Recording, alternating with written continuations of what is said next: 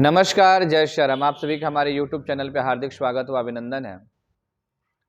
आज हम बात करेंगे कि हनुमान जी को चोला किस विधि पूर्वक चढ़ाएं। क्या है हनुमान जी को चोला चढ़ाने का विधि और किन किन सामग्रियों की आवश्यकता पड़ती है चोला चढ़ाने में।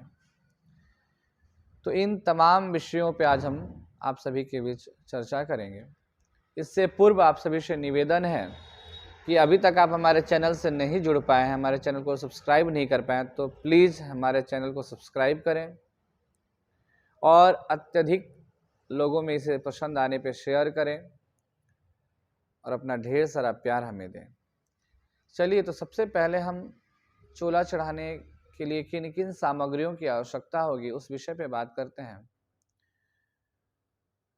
तो हमारे पूजन की थाली में पीला सिंदूर हो, चमेली का तेल या देसी घी हो, जनेऊ हो, चांदी वर्क हो, यही 4 वस्तु जो है भगवान को चोला के स्वरूप में अर्पण किया जाता है।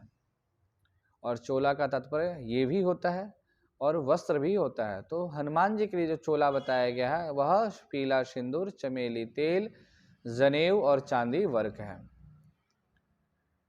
अब इसके साथ साथ नैवेद्य में क्या कुछ चाहिए और क्या कुछ सामग्री हमें चोला चढ़ाने से पहले अपने पास रख लेना चाहिए। तो घी का एक जोत और धूप नैवेद्य के रूप में आप गुड़ चना का प्रसाद ले सकते हैं, चूरमा का प्रसाद ले सकते हैं, या फिर बूंदी के लड्डू या बेसन के लड्डू या किशमिश, इन किसी भी मिष्ठान को आप अपने नैवेद्य के स्वरूप में, भगवान के लिए नैवेद्य के स्वरूप में आप ले सकते हैं। साथ ही साथ ताजा पुष्प का हार हो या तुलसी पत्ते का माला हो, भगवान को बहुत ही प्रिय है।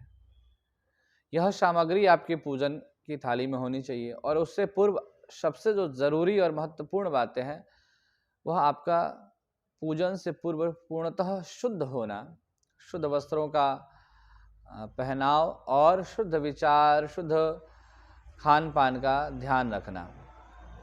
क्योंकि हम पूजन जिसकी करते हैं उसमें हमें अगर उनके अनुकूल होकर पूजन करें तो कहीं ना कहीं जो हमारा संकल्पित कार्य है, हमारा जो उद्देश्य है, उसकी पूर्ति शीघ्र होती है। तो ये रहा पूजन की सामग्री। अब हम बात करेंगे किस विधि के पूर्वक हमको भगवान जी का, हनुमान जी का चोला चढ़ाना चाहिए। तो चोला चढ़ाने से पहले आप मानसिक रूप से संकल्प लें कि हम इस उद्देश्य से आपको चोला चढ़ाने जा रहे हैं और घी की जोत प्रज्वलित कर लें। हनुमान जी के ऊपर गंगा जल आदि का सिंचन करें और फिर किसी वस्त्र से पूरे शरीर को अच्छे से प्रक्षालित पोंछ लें। इसके पश्चात अगर आप तिल के तेल में व देसी घी में अगर हनुमान जी को चोला चढ़ाते हैं तो उसमें सिंदूर मिला लें। अच्छे से सिंदूर मिलाने के पश्चात हनुमान जी को चोला चढ़ाने का 2 क्रम बताया गया है। जो 2 क्रम कौन कौन से हैं वो, एक सृष्टि क्रम और दूसरा संहार क्रम। सृष्टि क्रम किसे कहते हैं? तो सृष्टि क्रम शास्त्रों में चरणों से मस्तक के तरफ बताया गया। जो चरणों की तरफ से लेप लगाते हुए आप मस्तक की तरफ जाते हैं तो इसको सृष्टि क्रम कहते हैं। और संहार क्रम कहते हैं मस्तक के ऊपर से आते हुए नीचे चरणों की तरफ आना, इसको संहार क्रम कहते हैं। इन दोनों में सबसे उत्तम और फलदायी बताया गया है सृष्टि क्रम, चरणों से मस्तक के तरफ जाना। जो व्यक्ति चरणों से मस्तक के तरफ भगवान के शरीर के ऊपर लेप लगाता है वह अपने संकल्पित उद्देश्य की पूर्ति करने में शीघ्र ही लाभ प्राप्त करता है। लेकिन जो व्यक्ति मस्तक के तरफ से चरणों के मध्य जो है भगवान को चोला अर्पण करता है वह कहीं ना कहीं पापों से ग्रसित हो जाता है, अपने संकल्पित कार्यों से भटकने लगता है। तो ऐसे में हमें इस बात का विशेष ध्यान देना चाहिए कि भगवान के शरीर में सर्वप्रथम चरणों से लेप लगाते हुए हमें मस्तक की तरफ जाना चाहिए। जैसा कि उदाहरण दिया जाए, कोई भी व्यक्ति किसी भी स्थान को जाने के लिए नीचे से प्रारंभिक जीवन से उस ऊंचाई को प्राप्त करता है। किसी भी चीज को एकदम से छलांग लगा के कोई कहीं नहीं पहुंच पाता है। तो ऐसे में हमें क्रम से, यानी कि चरणों के क्रम से हमें भगवान के मस्तक तक लेप लगाते हुए चले जाना चाहिए। अब बात करेंगे कि सबसे प्रथम किस अंग पे भगवान के सिंदूर और चमेली का लेपन करना चाहिए। तो शास्त्रों में सर्वप्रथम भगवान के बाएं पैर पे सिंदूर और चमेली के तेल का जो मिश्रण है उसका लेप बताया गया। सर्वप्रथम आप भगवान के बाएं पैर पे सिंदूर और चमेली का लेप करते हुए दाहिने पैर पे लेप करते हुए पुनः मस्तक तक आप जाएं।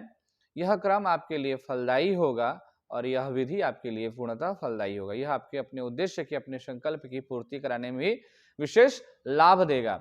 इसके पश्चात भगवान को आप अगर वस्त्र पहनाना चाहते हैं तो वस्त्र पहनाएं, नहीं तो मैंने पूर्व में आपसे बताया कि देखिए चांदी के वर्क के ऊपर बहुत सारे लोगों का मत ये है कि यह अपवित्र है, अशुद्ध है, लेकिन ऐसा कहीं कोई वर्णन नहीं है, शास्त्र मत नहीं है।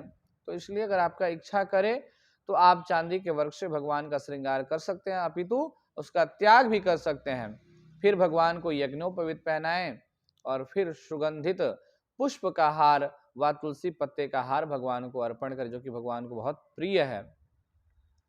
तो ऐसे में हार आदि के द्वारा भगवान का श्रृंगार करने के पश्चात भगवान को धूप दीप दिखाएं। फिर नैवेद्य के स्वरूप में जो आपके मैंने नैवेद्य बताया, सबसे उत्तम चूरमे का प्रसाद हनुमान जी के लिए बताया गया। अगर ये ना हो सके तो आप गुड़ चने का भोग लगा सकते हैं, ये भी ना हो तो आप बूंदी का प्रसाद या फिर लड्डू, बेसन का लड्डू या बूंदी का लड्डू आप भगवान को अर्पण कर सकते हैं। ये भी ना हो तो मिश्री या गुड़ आदि का या किशमिश का भोग लगाना भी विशेष फलदायी होगा आपके लिए। और नैवेद्य लगाने के पश्चात जो है भगवान के मंदिर में बैठ के, आसन पे बैठ के, हो सके तो लाल आसन पे बैठ के आप हनुमान चालीसा का या हनुमान अष्टक का या बजरंग बाण का पाठ करें। अगर सक्षम है, समय है आपके पास तो सुंदर कांड का पाठ करें। बजरंग बाण का पाठ तो आवश्यक है, हनुमान चालीसा का पाठ भी बहुत आवश्यक बताया गया है। अगर हो सके तो मंगल कवच का पाठ करें, सभी बाधाओं से आपको मुक्ति मिलेगी, सभी समस्याओं से मुक्ति मिलेगी। और वैसे प्रत्येक व्यक्ति को नित्य ही हनुमान चालीसा का एक पाठ अवश्य करना चाहिए। तो ये रहा आपको। फिर उसके पश्चात आप हनुमान जी की आरती करें और जो भोग लगाए हैं उस भोग को जो है स्वयं भी ग्रहण करें और गरीब बच्चों में, गरीब लोगों में उसे वितरित कर दें, बांट दें। अब हम बात करते हैं कि चोला किस किस दिन चढ़ा सकते हैं व किस दिन इसको प्रारंभ कर सकते हैं। देखिए चोला चढ़ाने के लिए शुक्ल पक्ष, कोई भी कार्य प्रारंभ करने के लिए शुक्ल पक्ष विशेष फलदायी बताया गया है। लेकिन कोई जटिल समस्या है आपके पास और शुक्ल पक्ष बहुत दूर है, तो ऐसे में आप कृष्ण पक्ष में भी प्रारंभ कर सकते हैं, क्योंकि हनुमान जी कलयुग के साक्षात देव कहे गए और शिव जी के एकादश रूप भी हैं, अवतार भी हैं। तो ऐसे में शिव शक्ति की जो कृपा है वह कभी भी आप उनकी उपासना करें, या शिव स्वरूप जो हनुमान जी है उनकी कभी भी आप उपासना करेंगे वह फलीभूत होगा। बस हमें श्रद्धा रखना है, विश्वास रखना है। अगर हम श्रद्धा और विश्वास, शुद्धता के साथ अगर हम कोई भी कार्य करेंगे तो निश्चय ही वह फलदायी होगा, चाहे वह किसी भी बेला में हम करें। लेकिन भाव होना चाहिए, शुद्धता होना चाहिए, श्रद्धा होना चाहिए। और मंगलवार और शनिवार के दिन चोला चढ़ाने का विशेष विधान बताया गया है। जिस व्यक्ति का मंगल कमजोर हो, या विवाह में विलंबता उत्पन्न हो रहा हो, या वैवाहिक जीवन में मतभेद हो, संतान सुख में विलंबता उत्पन्न हो रहा है, तो वह व्यक्ति मंगलवार को हनुमान जी की व्रत पूर्वक व बिना व्रत के भी हनुमान जी को चोला चढ़ा सकता है। ऐसा करने से शीघ्र ही इन सभी समस्याओं से उससे छुटकारा मिलेगा। अगर ऋण बाधा भी है तो भी आप मंगलवार को हनुमान जी को चोला चढ़ा सकते हैं। अब हम बात करते हैं शनिवार को। तो जिस व्यक्ति की कुंडली में शनि की अढ़ैया 7.5 चल रही हो, वह दशांतर दशा के द्वारा वह पीड़ित हो, कर्ज से पीड़ित हो, या शत्रुओं से घिरा हुआ हो, न्यायालय से छुटकारा नहीं मिल रहा हो, तमाम प्रकार की ऐसी समस्या हो, तो ऐसे में व्यक्ति को शनिवार के दिन हनुमान जी को चोला चढ़ाना चाहिए। शनिवार के दिन चोला चढ़ाने से शारीरिक रोग से, मानसिक रोग से, आर्थिक रोग से, शत्रुओं से, इन सभी समस्याओं से कहीं ना कहीं धीरे धीरे छुटकारा मिल जाता है। अब बात करते हैं किस दिशा के हनुमान जी विशेष रूप से फलदायी बताए गए। तो देखिए दक्षिणावर्त जो हनुमान जी हैं उनकी उपासना विशेष रूप से फलीभूत बताया गया। पूर्वाभिमुख हो या दक्षिणाभिमुख हो, और उस मुखारविंद हनुमान जी की अगर आप चोला चढ़ाते हैं, उपासना करते हैं, दर्शन करते हैं, तो यह आपको शीघ्र ही आपके संकल्पित कार्य की पूर्ति करता है।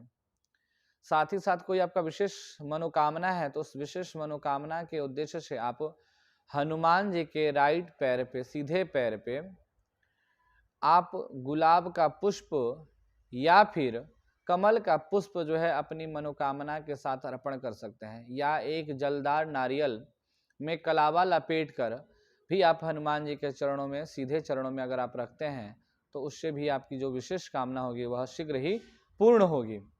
इसके साथ ही साथ अगर हम बात करते हैं कि हनुमान जी की कृपा पाने के लिए हमें और क्या कुछ करना चाहिए, तो जो व्यक्ति नित्य हनुमान जी के आगे एक घी का जोत जला के हनुमान चालीसा का पाठ करता है तो निश्चय ही उसके जीवन में जो हनुमान चालीसा का दोहा सर्वप्रथम बताया गया है कि बल बुद्धि विद्या देहु मोहि हरहु कलेश विकार, तो कहीं ना कहीं जो व्यक्ति नित्य हनुमान चालीसा का पाठ करता है, हनुमान जी का दर्शन करता है, उसके जीवन में वह उसके पास वह बल से, बुद्धि से, विद्या से और साथ ही साथ हनुमान चालीसा में एक लाइन आता है कि नासई रोग हरे सब पीरा जपत निरंतर हनुमान। जो व्यक्ति निरंतर हनुमान जी की उपासना करता है वह रोगों से भी, शत्रुओं से भी, सभी समस्याओं से कहीं ना कहीं छुटकारा पा जाता है। तो आज के इस वीडियो में इतना ही, मिलते हैं किसी नए वीडियो के साथ, तब तक के लिए आप सभी को मेरा नमस्कार।